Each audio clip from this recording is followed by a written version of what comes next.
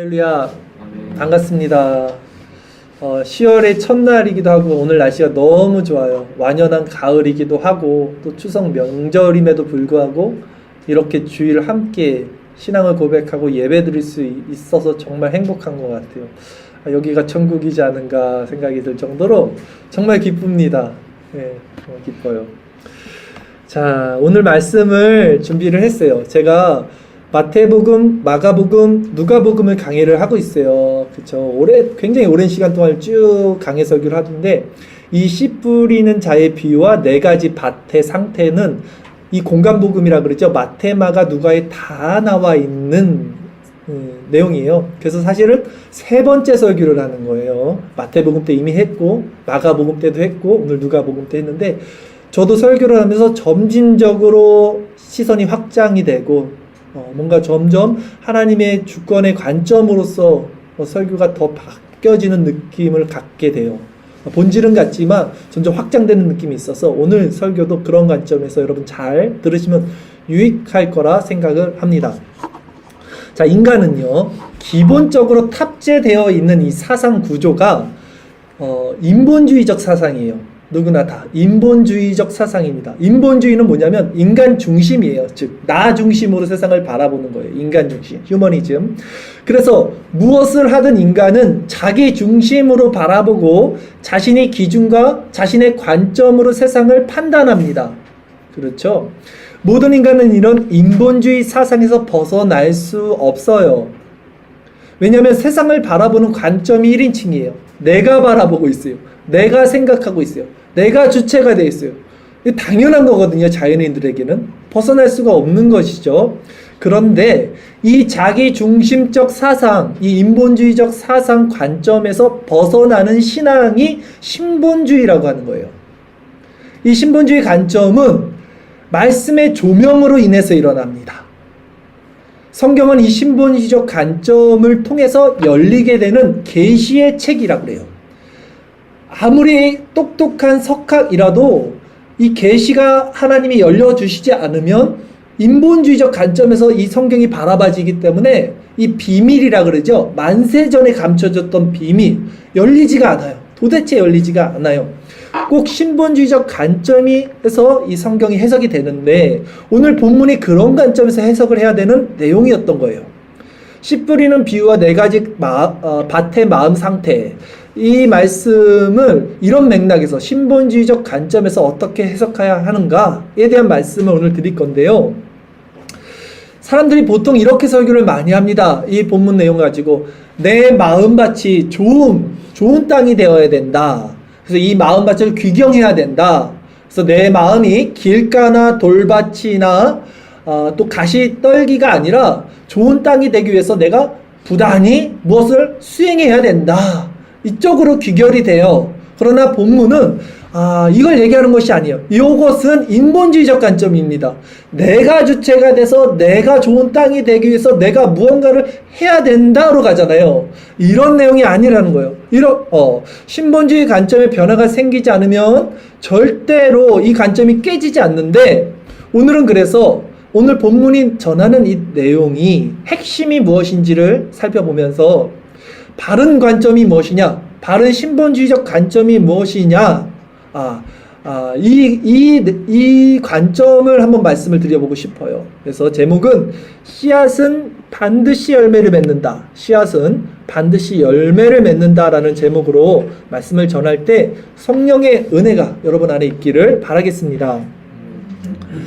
먼저 우리가요, 예수님께서 오늘 이 말씀을 누구에게 하셨는지, 어디서 하셨는지 요 배경을 살펴볼 필요가 있어요. 성경을 보실 때는 항상 이게 지금 누가 누구에게 얘기하는 거고 이게 어느 시점에서 어느 맥락에서 얘기하고 있는지 이런 배경을 봐야 돼요. 무턱대고 그냥 뚝 떨어뜨려서 보는 것이 이단적 사상이잖아요. 전체적인 맥락에서 성경을 봐야지 한 문장이나 단어나 이런 식으로 보면 안 돼요. 그런 관점에서 오늘 이 성경의 배경부터 한번 살펴보겠습니다. 본문 누가복음 8장 4절 같이 말씀 읽겠습니다.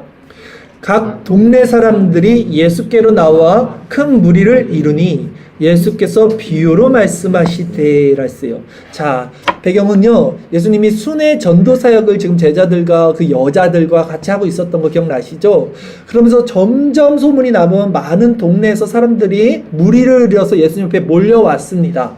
즉 오늘 말씀 배경은요, 각 동네 많은 사람들이 무리를, 큰 무리라 그랬어요. 큰 무리를 이뤄서 예수님 앞에 몰려온 그 시점이 배경이 되는 거예요. 예수님은요, 이 무리들이 지금 어떤 마음으로, 어떤 마음 상태에서 예수님 자신을 찾아왔는지를 아셨죠. 예수님 모를 수가 없어요. 그러기 때문에 오늘 이 네 가지 땅에 대한 비유의 말씀을 하신 거예요. 즉 예수님 앞에 나온 무리가 바로 예수님께서 비유로 말씀하신 네 가지 땅과 같은 마음을 가진 자들이었다는 거예요. 네 가지 땅은 어떤 마음이었는지 본문을 통해서 다시 한번 보겠습니다. 본문 누가복음 8장 5절에서 8절까지 말씀 읽겠습니다.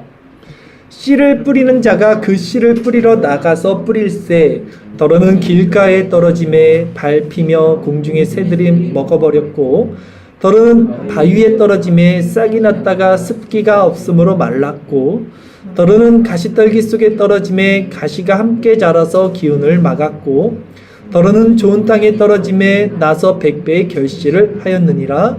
이 말씀을 하시고 외치시되 들을 귀 있는 자는 들을지어다.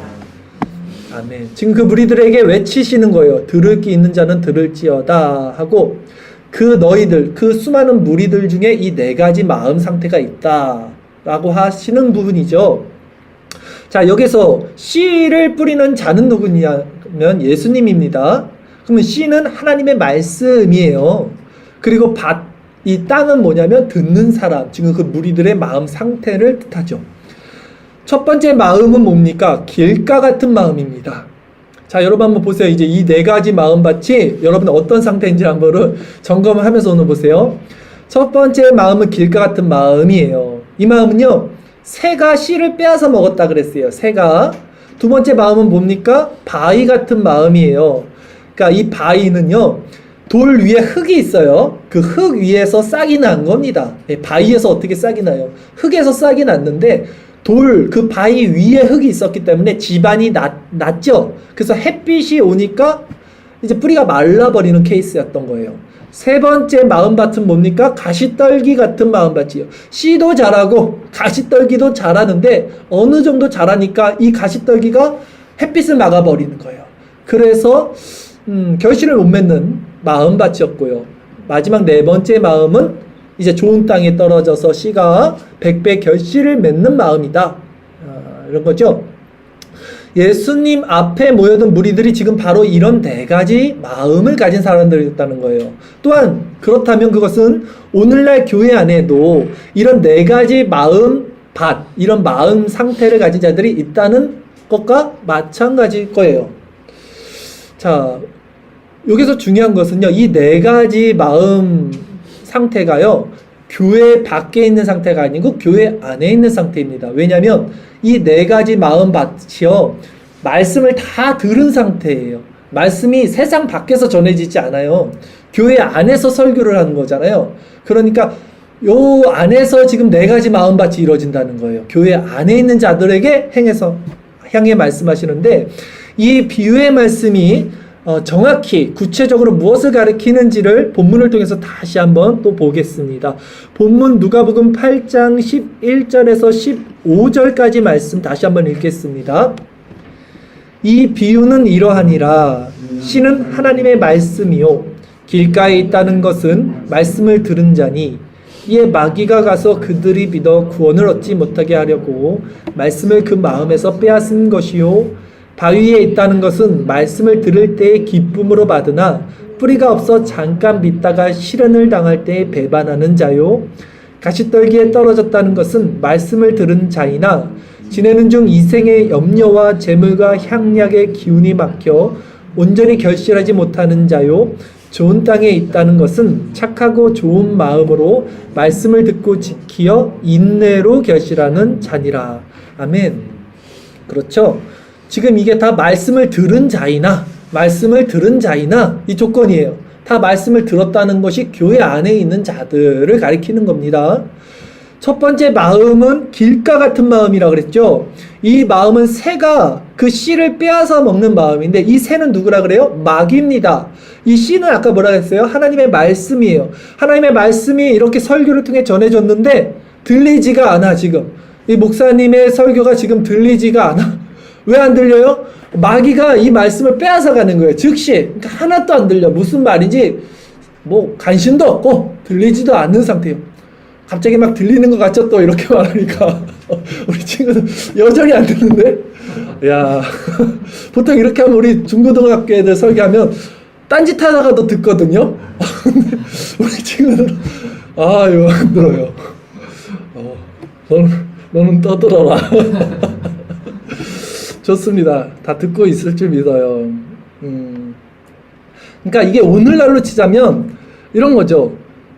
그냥 교회 안에 들어와 있어요. 왜 들어왔냐면 이 말씀을 들으러 온 게 아니라 딴 것 때문에 온 거일 거예요. 아마 인간관계 때문에도 왔고요, 아니면 어디 병이 아픈데 이게 소원성취 좀 병 낫고 싶거나 뭐 이런 것 때문에 기복주의적으로 왔거나, 뭐 여러 가지 종교냐 활동하러 왔거나, 여가생활, 내 심신의 안정, 뭐 여러 가지 이유 있겠지만 말씀이 들으러 온 게 아니라 그냥 뭔가 다른 거 하려고 온 거예요. 지금 그런 자들이 바로 첫 번째 케이스다. 교회 안에 있는 썬데이 크리스찬이라고 그러잖아요, 보통. 이런 상태라는 거예요. 자, 두 번째 마음은 뭐냐면 바위 같은 마음인데요. 말씀드렸듯이 바위에 흙이 있어서 흙 위에서 자라다가 집안이 낮으니까 이제 햇빛이 시련이에요. 햇빛은 시련이 왔을 때 믿음을 떠나버린다. 이런 케이스의 신앙인들이죠. 하나님 믿으면 복 받는데 라고 와서 하나님 믿었더니 복이 아니라 점점 어려워져 상황이. 하나님 버리고 교회를 떠난다. 뭐 이런 케이스일 겁니다. 세 번째 마음은 이제 조금 우리와 흡사할 수 있어요. 뭡니까? 가시떨기 같은 마음은 뭐냐면, 이 마음을 가진 자들은요, 말씀을 듣습니다. 깨달아요. 기쁨을 가져요. 그 기쁨을 가지고 사라져버리는 그 바위 같지 않고 자랍니다. 어느 정도 자라요, 신앙이. 그런데 다 자라지 못해요. 자라다 멈춥니다. 왜냐하면 이생의 염려, 또 재물, 또 세상의 기쁨, 그 향락이라 그러죠.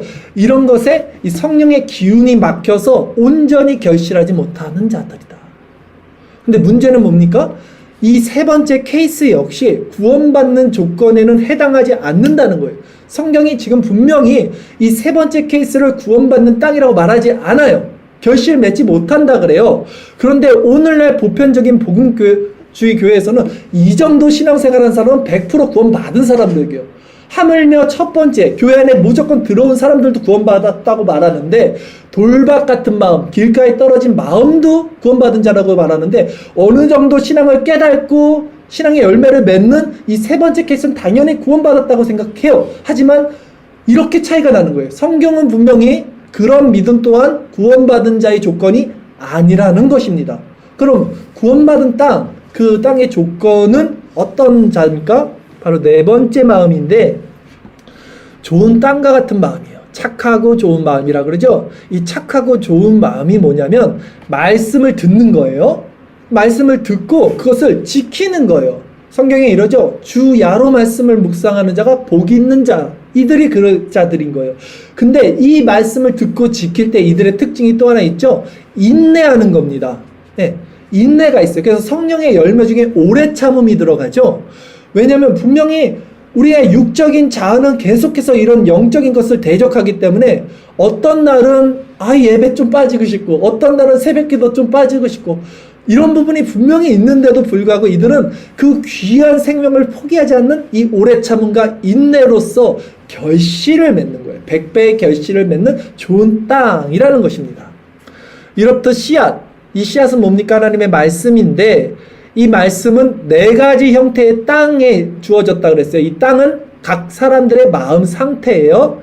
근데 이 네 번째 땅에서 열매를 맺어요. 이 열매는 무엇입니까? 구원이라고 할 수도 있고 성화라고도 할 수 있겠죠. 이 좋은 땅에서 맺어지는데 어떤 마음밭에서만 열매를 맺어집니까? 바로 네 번째 좋은 땅. 그 땅만이 결실을 맺는, 즉 구원받는 마음이다 라는 것을 기억해 주셔야 돼요. 즉 길가나 바위, 하물며 어느 정도 말씀을 듣고 깨닫고 열매를 이렇게 자랐던 가시떨기 같은 마음밭, 그 땅도 결국 구원받는 믿음은 아니라는 것, 꼭 기억하셔야 됩니다. 그런데 많은 이들이 정말 무엇을 근거로 자신의 구원을 확신하고 있는지 저는 알 수 없어요. 이것이 다 아까 제가 서두에 말씀드렸듯이 인본주의적 관점, 자기중심적 관점으로 신앙생활을 하기 때문에 착각하는 거예요. 내가 구원을 받을 수 있다. 나는 구원을 받은 자라고 착각하고 있는 모습들인 거예요. 그러나 성경은 분명히 착하고 좋은 마음, 그 땅에서 말씀을 듣고 인내로 결실을 맺는 자들만이 100배로 열매 맺는다. 구원받는다. 라고 말씀을 하는 것입니다. 자, 그렇다면 이제 두 번째, 이 좋은 마음밭, 이 좋은 땅에서 맺어지는 열매는 무엇입니까? 이 열매의 본질이 무엇입니까?를 살펴볼게요. 사람들은요, 열매라고 하면 행위, 드러나는, 나타나는 행위를 떠올립니다. 행위를 열매라고 여기고요. 또 그것들을 답습해요. 아, 저게 열매구나. 나도 저걸 행해야지 라고 해요. 그러나 성경이 말하는 구원받는 열매의 본질은 뭐냐면, 우리 말씀 한번 볼게요. 오늘 유일한 오늘 주일설교 말씀 구절인데 주보에 있어요. 빌립보서 1장 9절에서 11절 말씀. 이게 열매예요. 자, 열매의 본질입니다. 이 마음 상태 보이겠습니다. 잠시만요. 같이 읽을게요. 내가 기도하노라 너희 사랑을 지식과 모든 총명으로 점점 더 풍성하게 하사 너희로 지극히 선한 것을 분별하며 또 진실하여 허물없이 그리스도의 날까지 이르고 예수 그리스도로 말미암아 의의 열매가 가득하여 하나님의 영광과 찬송이 되기를 원하노라. 아멘. 자, 보세요. 우리가 아는 열매는 어떻든 드러나고 나타나는 실천적인 모습들이에요. 그것은 열매에 나타나는 귀결일지 몰라도 진정 열매의 본질은 오늘 요 말씀 빌립보서 1장 9절 이하의 말씀입니다. 자, 내가 기도하노라. 이 성경이 말하는 열매는 뭐냐면 그게 사랑, 지식, 이 지식은 하나님을 아는 마음이겠죠. 총명, 이건 지혜입니다. 이거 다 하나님의 속성이고 내적, 마음에서 일어나는 상태예요. 즉 내적으로 맺어져 풍성하게 되는 이 선한 것을 그래서 분별한다 그러죠. 선한 것을 분별하는 것, 지각을 사용하여 선악을 분별하는 마음, 이것도 내적인 마음이죠. 그리고 허물 없이 그리스도의 날까지 이루는 것, 그러죠. 허물 없이 그리스도의 날까지 이루는, 이게 뭡니까? 성화예요. 성화. 열매는 성화라고요. 내적으로 이루어지는 열매는 성화 연결이 되어 있고 그리스도로 인한 의의 열매가 가득하다 그랬어요. 그리스도의 의로 열매가 가득하여 결국 이 성화는, 이 내적으로 이루어지는 우리 마음 상태는 뭐가 되냐면 송영이 됩니다. 즉 하나님의 영광과 찬송이 되기를 원하노라 라 그러죠. 이게 구원받는 열매의 본질인 거예요, 여러분. 그러기에 마음에서 이 신앙의 본질이 이제 회복이 되면 이 행위, 우리가 나타나는 행위는 결과로 자연스럽게 따라오는 귀결이 됩니다. 즉 예배, 성례, 묵상, 찬미, 또 교제, 이런 이게 성도의 은혜 방편인데 이런 것들은 자연스러운 결과가 또 돼요. 신앙의 결과로 주어지는 것이에요.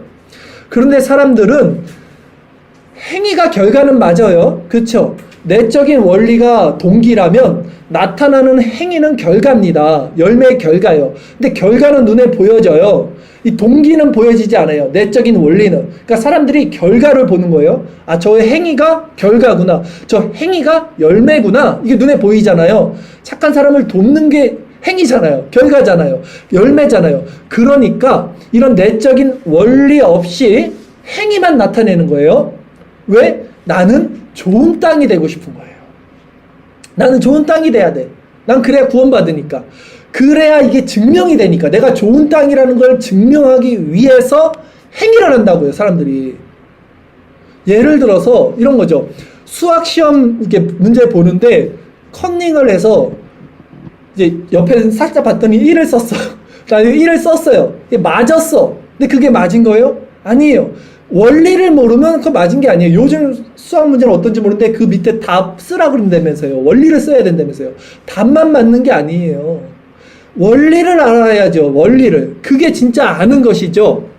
그래서 말씀 묵상 우리가 하고 있는 또 이 예배, 또 우리 성찬, 이 성례죠. 또 우리 기도, 또 이는 교제, 이런 모든 것들 은혜 수단을 율법적으로라도 행해요 사람들이. 그러나 그런 신앙은요 오래가지 못해요. 여러분 이 말씀 왜 하냐면 여러분 이런 율법적인 신앙으로 우리의 모든 은혜 수단을 활용하지 말라고 드리는 말씀이에요. 오래가지 못합니다. 여러분 그런 어떤 행위적으로 율법적으로 지금 우리가 하고 있는 새벽 기도하면 여러분 오래가지 못해요. 그런 마음으로 이 예배 오래가지 못해요. 그런 마음으로 성경 공부 오래가지 못해요. 내면에서 일하는 열매가 아니기 때문에 오래가지 못해요. 신앙은 무조건 내면에서 자연스럽게 행위로 연결돼야 됩니다. 자, 그러면 이제 이 말씀, 이 씨가 어떻게 내면에서 이 땅에서 열매를 맺게 되는지 그 원리, 그 동기, 이것이 무엇인지가 제일 중요합니다. 이 부분에 대해서 고찰해 볼게요. 본문의 씨 뿌리기 비유에 대해서 우리가 알기 위해서는요, 팔레스타인 지역이라 그러죠. 그 중동 지역의 농사법을 먼저 알아야 돼요. 팔레스타인 지역은요, 지반이 낮고요, 그 지질이 화강암이나 석회질로 되어 있습니다. 바닷물에서 많아갖고, 그러니까 우리나라 땅이랑 틀려요, 지질 자체가. 그래서 우리나라는 모종을 심잖아요. 저희도 농사 지을 때 보면 이렇게 모종을 땅에 심어서 벼가 나는데, 얘네들은 지질이 그렇지 않으니까 흩어뿌리기를 한단 말이에요. 던져버려요, 씨를 이렇게 흩어서 던져버려요. 그래서 씨 뿌리는 자가 누구냐면 지금 예수님이잖아요. 그리고 씨가 말씀이잖아요. 근데 이 씨가 던져지는 목적지는 처음부터 좋은 땅이었던 거예요. 좋은 땅이라 뿌리기 위해서 심는 게 아니라 흩어뿌리기를 한 거예요. 네, 지질상. 그러니까 좋은 땅은 택자들이에요. 하나님의 택한 백성인데, 즉 뭐냐면 말씀을 좋은 땅, 즉 택자들에게 뿌리기 위해서 예수님은 씨앗을 던진 거예요. 그러다 보니 어쩔 수 없이 그냥 다른 곳에 떨어진 것이지 말씀의 목적지는 처음부터 항상 좋은 땅이었던 거예요. 이해가세요? 일부러 돌밭에다 뿌릴 필요가 없던 거예요. 좋은 땅에다 뿌린 건데 흩어뿌리게 하다 보니까 옆으로 새어진 거죠. 여기서 분명히 우리가 알 수 있는 것은 하나님의 관심은 항상 좋은 땅인, 즉 자기 백성들에게만 있다는 사실입니다. 그렇지 않으면 출애굽 우리가 생각해보면 왜 애굽 땅에도 복음을 전하셔야지 왜 애굽 땅은 아예 쳐다도 안 보고 이스라엘 백성들에게만 구원을 주시는가? 또 그 가나안의 7족속도 구원을 해야지 왜 그들은 아이부터 짐승까지 다 진멸하라고 하면서 이스라엘 백성들에게만 구원을 주시는 이유가 무엇인가? 납득이 안 가는 거예요. 성경은 우리에게 택자들에 대한 하나님의 사랑을 보여주시는 책이지 모든 이들에게 구원을 주시려고 하는 보편적인 사랑의 하나님을 보여주는 책이 아닙니다.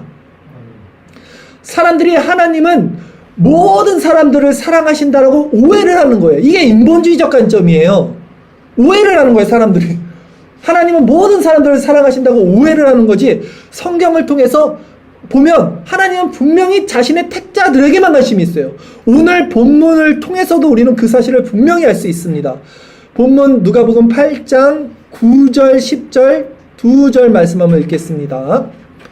제자들이 이 비유의 뜻을 물으니 이르시되 하나님 나라의 비밀을 아는 것이 너희에게는 허락되었으나 다른 사람에게는 비유로 하나니 이는 그들로 보아도 보지 못하고 들어도 깨닫지 못하게 하려 함이라. 아멘. 그쵸? 제자들에게만 이걸 비밀을 열어주시는 거예요. 그 외인들에게는 감춘다 그래요. 이 복음의 계시를.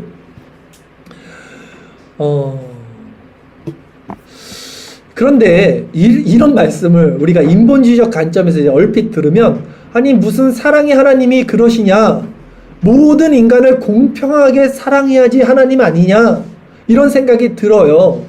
그러나 그것은 인간 편에서 하나님을 바라보기 때문에 그런 것이고, 신본주의 하나님 편에서 이것을 이렇게 보면 인간들은요 마땅히 죽어야만 하는 그런 죄된 존재인데 그 중에 일부를 하나님이 그냥 은혜로 불쌍히 여겨서 택해서 구원을 주셨다면 그것은 그저 은혜일 뿐이지 인간 편에서 왈가불가할 문제가 아니라는 거예요.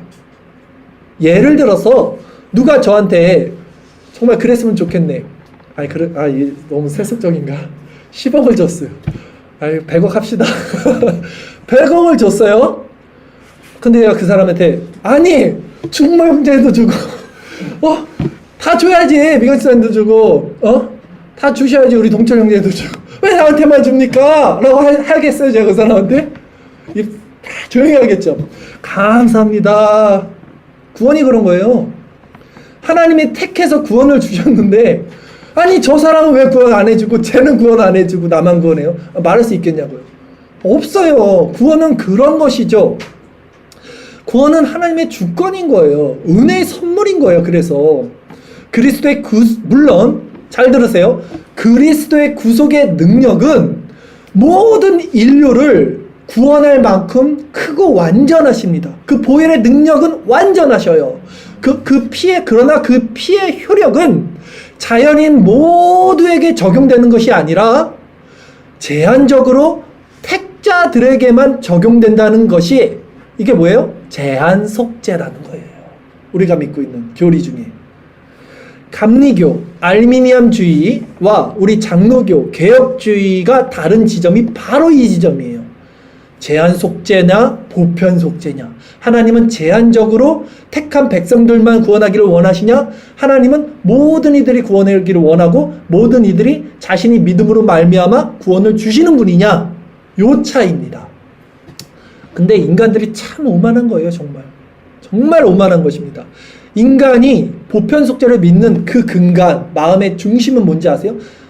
내가 하나님 자리에 어떻게 하든 오르고 싶은 거예요. 내가 주체가 되고 싶은 거예요. 내가 주인이 되고 싶은 거예요. 근데 그게 뭐라 그래요? 성경은 죄라 그래요. 하나님 자리에 오르고 싶은 것이 죄라 그래요. 근데 그것이 인본주의 사상의 골자예요. 인간 중심. 그러니까 그리고 그것이 알미니암주의예요. 그대로. 그렇죠? 그러니까 왜 월권을 하냐고요. 간단히 얘기하면 월권. 내가 행사할 수 없는 권력을 왜 내가 행하려고 하냐고요. 하나님의 영역, 하나님의 주권을 왜 침범하려고 하냐고요. 왜 스스로 주인이 되려고 하냐고요. 인간이.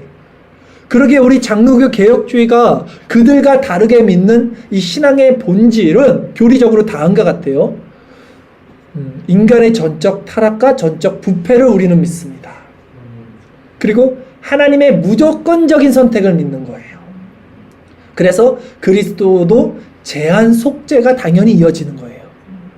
마찬가지로 그것은 불가항력적인 은혜라는 거예요. 내가 받기 싫다고 안 받는 게 아닌 거예요. 내가 선택할 수 있는 그 여지의 것이 아닌 거예요. 마지막으로 하나님의 구원은 하나님의 주권으로 그분의 열심으로 완성된다. 성도의 견인이 되는 거예요. 이것이 하나님 주권 사상이고 이것이 신분주의고 이것이 우리가 믿는 개혁주의, 칼빈주의 5대 강령, 튤립교리라는 거예요. 우리 저 밖에 있잖아요. 튤립교리. 그리고 이런 구원관을 가진 자가 아니면 그것은 참되고 바른 그 관점, 제 관점을 얘기하고 있는 거잖아요. 이게 다 관점이거든요. 이런 바른 관점의 신앙을 가진 자가 아니고요. 그런 자들은 구원은 없다라고 저는 분명히 말씀드릴 수 있어요. 그런 관점의 신앙인들은 구원은 없어요. 아무리 신앙의 행위, 열매, 드러나는 그 열매, 선한 것, 남을 돕는 것, 모든 봉사, 헌신이 있다 하더라도 이 하나님의 주권이 없다면 구원은 없습니다. 그래서 이 복음은요, 어떤 이들에게는 가려진다라고 성경이 말하는 거예요. 왜? 그들은 좋은 밭으로 택한 자들이 아니니까. 택한 자가 아니게 열매를 맺을 수 없게 되고요. 근데 그것이 바로 또 그래서 제한 속죄인 거예요. 그 무조건적인 선택을 당연히 믿게 되는 거예요. 우리는. 그들이 바로 오늘 본문에서 예수님 말씀하신 교회 안에 있지만 말씀을 듣지 않고 종교적인 신앙생활을 하고 또 나아가 말씀을 듣고 기뻐하지만 시련과 한련이 오면 그냥 그 믿음을 저버리는 자들이며 또 좀 더 나아가서 일반 은혜 안에서 어느 정도 말씀을 듣고 잘합니다.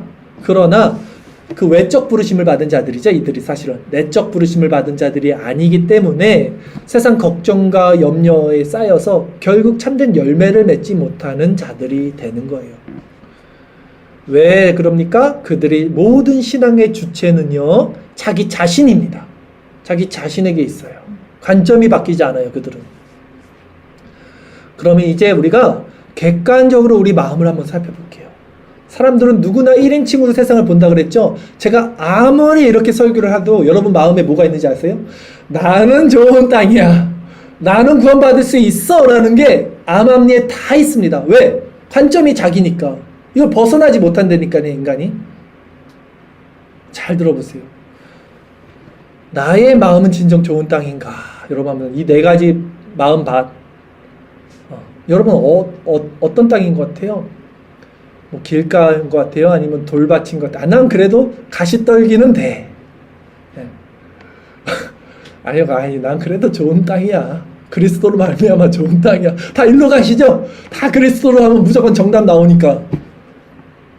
자, 들어보세요. 한 가지 확실한 거 여러분 깨져야 되는 관점이 뭐냐면, 하나님의 말씀을 받고 우리가 열매를 맺을 수 있는 이 좋은 땅은요, 우리 가운데 아무도 없어요. 우리뿐만이 아니라 모든 세상의 사람 가운데 이 좋은 땅은 없어요. 오늘 성경은 그걸 얘기하는 게 아니에요. 왠지 아세요? 우리가 지금 고백했잖아요. 전적 타락, 전적 부패된 게 우리 인간의 마음밭인데 그 좋은 땅이 아니에요.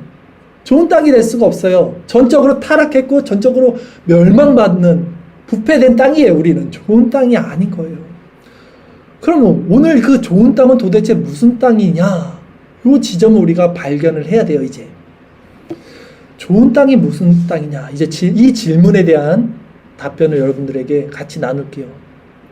대부분 씨 뿌리는 비유 이 설교를 들으면 말씀드린 대로 내 자신이 좋은 땅이라 생각하거나 나는 이제 좋은 땅이 되어야겠다로 결론이 나는데, 사실 본문은 그것을 말씀하는 내용이 아닙니다. 그것은 오히려 공로주의, 자유주의 이런 인본주의적 사상을 부추기는 알미니안주의적 해석이요, 인본주의적 관점의 해석이에요. 그것이 어떻게 하든 인간에게 힘을 실어주려고 해요. 이 알미니안주의적 설교는요, 어떻게든 인간들에게 뭔가 여지를 주려고 해요. 뭔가 내가 행할 수 있는 그거를 동기를 부여하라고 해요. 왜냐하면 거기서 이들은 힘을 내거든요. 근데 우리 신본주의는 거기서 힘이 나지 않아요. 그러니까 생각해 보세요. 그냥 본문을 보면서, 아니 처음부터 좋은 땅이 아니었는데, 분명히 돌밭, 길가, 가시떨기 좋은 땅이 아니잖아요. 이게 마음밭이잖아요. 그런데 얘네들이 어떻게 자기 힘으로 좋은 땅이 되겠냐고, 자기가 어떻게 자기 스스로 귀경하겠냐고요. 땅이요.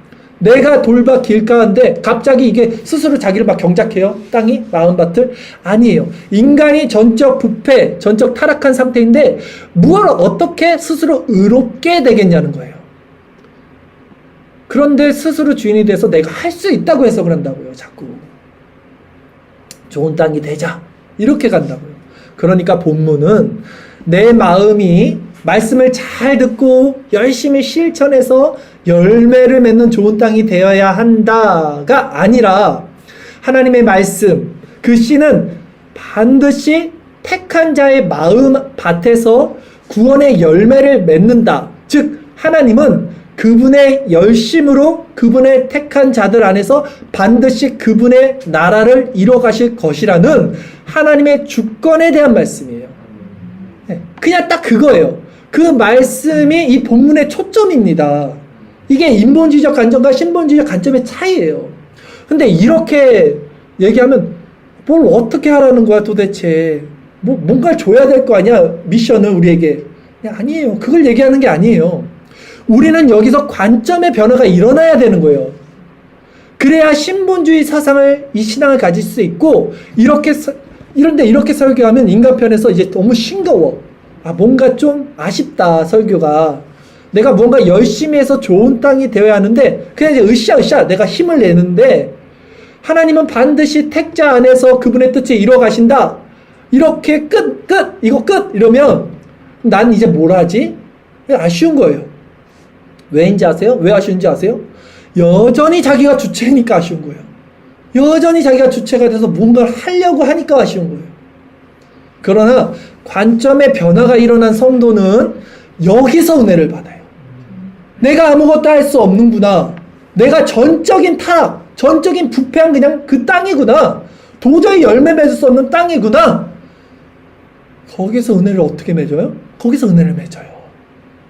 내가 주체가 되어 하는 신앙은 항상 불완전해요, 여러분. 내가 으쌰으쌰 하는 신앙, 내가 좋은 땅이 되어야지 라는 신앙은요, 그러면 반대로 나 이제 하나님 안 믿을래 하면 그냥 하나님을 버리는 신앙이 될 수 있어요. 그러나 하나님이 주체가 돼서 하나님이 자신의 주권으로 하나님의 그 열심으로 반드시 인도하시는 신앙은요, 완전합니다. 불변합니다. 그게 우리 신앙의 기준이 얼마나 힘이 넘칩니까? 지금 좋아서 넣고 있는데 정말 좋죠? 근데 왜 불완전한 신앙을 갖고 있냐고, 사람들이. 이 완전한 신앙을 믿는 것이 100배, 1000배 더 완전한, 나는 믿을 수 없잖아요, 내가. 내 생각이 얼마나 바뀌는데, 내가 하나님 버릴 수도 있는데, 근데 하나님은 우리를 버리지 않는 그 신앙이라면 이게 더 완전하죠. 그래서 그것이 무조건적인 선택이고 불가항력적인 은혜라는 거예요. 그것이 성도의 견인교리라는 거예요. 신앙은 이렇듯 내 편에서 하는 게 아니에요, 여러분. 하나님 편이 중심이 돼야 되는 거예요. 그것이 바른 신앙이고, 그것이 하나님의 주권을 인정하는 신본주의적 관점의 변화, 이 신앙이라는 거예요.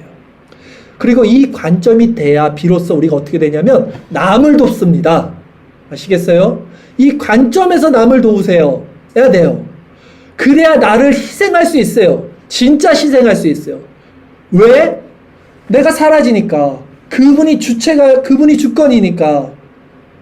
즉 참된 신앙에는 나의 것이란 건 없어요. 우리에게는 이 관점의 전환이 필요한 거예요. 즉 본문을 통해 우리가 알아야 할 것은, 좋은 땅을 결정하는 것은 하나님의 주권이라는 사실이며, 나는 어떤 밭이지? 이거 고민하지 마세요. 난 그냥 나쁜 밭이에요. 나는 그냥 부패한 밭이에요. 100% 그냥 부패한 땅입니다, 나는. 그거 인정하는 거예요, 오히려. 내가 땅을 선택하여 정할 수 있는 것도 아니고, 더욱이 내가 나 스스로를 경작하고 변화시켜서 좋은 땅이 될 수 있는 것은 아니에요. 전적인 부패, 전적인 타락한 땅이라는 것을 인정하는 죄된 마음의 고백이 필요한 거예요, 우리에게는. 왜 그게 필요하냐면, 여러분, 그래야 하나님이 반드시 자신의 택자들을 구원하신다는, 이게 지금 그걸 얘기한다 그랬잖아요. 그 구원하신다는 이 복음만으로 온전한 신앙 안에서 기뻐할 수 있게 돼요. 자, 그걸로 기뻐하는 거예요. 내 구원이 기뻐지는 게 아니라 하나님의 주권과 열심을 하나님이 그 나라를 완성한다는 그 주권이 기뻐지는 거라고요. 그리고 이런 자신의 전적 죄인됨의 고백이 일어날 수 있는 마음이, 그런데 아이러니하게 이 마음이 좋은 땅이 되는 거예요. 이 마음이 어떻게 좋은 땅이 되냐면, 그리스도는요, 이런 자들을 구원하시기 위해서 이 땅에 오셨어요. 그리스도는 그런 자들에게 위로와 소망이 되기 위해서 이 땅에 오신 거예요. 나는 죄인을 부르러 왔어요. 의인을 부르러 온 게 아니. 나는 좋은 땅을 부르러 온 것이 아니야. 나는 부패된 땅, 나는 그 망할 땅, 죽어있는 그 땅을 하나님의 땅으로 변화시키기 위해서 온 거예요. 그래서 좋은 땅이 되는 겁니다, 여러분. 이게 역설이에요. 복음의 패러독스. 예수님은 그 죄인들을 부르러 이 땅에 오셨고, 그들을 구원해내기 위해서 십자가를 지셨어요. 그래서 그리스도의 구원은 그 십자가를 온전히 바라보는 낮아진 심령들에게 어떻게 변화합니까? 성경이 무엇을 얘기합니까? 에스겔 골짜기의 마른 뼈들이 살아납니다. 도저히 죽을 수 없는 땅들에서 생명이 일어납니다. 또 광야에서, 물이 없는 광야에 물과 길이 뚫립니다. 그리고 또 어떻게 바라집니까? 황폐한 땅 가운데서 거룩한 씨로 그 땅에 구루터기가 남겨진다 그래요. 이게 모두 생명이 일어날 수 없는 조건 가운데 하나님의 강권적인 역사와 주권으로 길을 내시고 땅을 경작하시고 마른 뼈가 살아나고 구루터기의 생명, 거룩한 씨를 만들어내는 하나님의 열심만이 남는 거예요. 그리스도로 말미암아. 하나님은 그 폐허되고 그 망하고 그 비참하고 그 가난한 땅, 그 심령 안에 그리스도로 말미암아 그분의 나라를 세우는 거예요. 하나님의 나라는 그래서 이 내면에서 이렇게 세워집니다. 결론적으로 말씀을 전할게요. 우리 신앙의 목적은요, 나의 구원이 아닙니다. 나의 구원이 아니에요. 하나님의 영광입니다. 그 하나님의 영광, 이것이 개혁주의 신앙의 심장입니다. 우리 신앙의 심장이라고요. 하나님의 영광을 위한 삶. 우리는 그것을 위해 창조받았다고요. 이 정체성이 있어야, 이 관점의 변환이 있어야, 전환이 있어야 내 구원이 아닌 하나님의 영광을 구하는 삶으로 우리가 어떻게 되냐면 죽음 앞에서도 당당하게 돼요. 아니면 여러분이 가진 이 신앙이요, 죽음 앞에서 덜덜덜덜 떨면서 다 여러분들을 그 지옥으로 떨어뜨릴 수도 있어요. 내가 나의 주체가 되면 얼마나 죽음이 두렵겠습니까? 그런데 내가 주체가 아니야. 이제 1인칭이 아니에요. 하나님의 영광이 나를 휩싸고 내 관점이 바뀌어서 하나님의 영광이 내가 그 안에 함몰된, 우리 성경 공부 시간에 배웠듯이 그리스도 안에 함몰된 상태면 죽음도 유익하고, 왜? 아까 말씀드렸지. 하나님의 그 영광이 더 드러나고 우리의 죄가 더 이제 완전히 사라지는 그 상태가 하나님의 주권 가운데서 살아. 이게 사는 거예요. 이게 아까도 말씀했던 카이로스의 시간인 거예요. 우리는 시간을 살지 않고 상태를 사는 거예요. 성도는요. 자꾸 크로노스, 시간을 살면서 사람들이 아이고 시간 빠르다. 아이고 벌써 늙었네. 이게 다들 이렇게 사는데 우리는 시간을 살지 않아요. 상태를 사는 거예요. 하나님 나라의 상태. 오늘 하루가 1000년이에요. 1000년이 하루라고요. 근데 그 상태, 이 카이로스의 상태가 무엇인지 알아야 됩니다. 하나님 나라가 내면에서. 결론적으로 말씀을 합니다. 인간은 누구나 자기로 점철되어진 인본주의적 사상에서 살고 있지만 하나님은 그분의 택한 백성들에게 그 죽은 땅들인 우리 마음에 그리스도의 보혈을, 그 생명을 주셔서 우리에게 관점의 전환을 일으키시고 죽은 땅에서 생명을 일으켰습니다. 이것이 신본주의적 관점에서 바른 신앙을 할 수 있는 지점이고, 이것이 하나님의 영광을 위한 열매 맺는 땅으로서 살아갈 수 있는 지점입니다. 하나님의 나라는 반드시 이 말씀을 듣고, 지금 이 말씀을 듣고 이 말씀을 지키고 인내로 행하는, 그래서 결실을 맺는 그 낮아진 자들 안에서 완성될 것입니다. 기도드리겠습니다.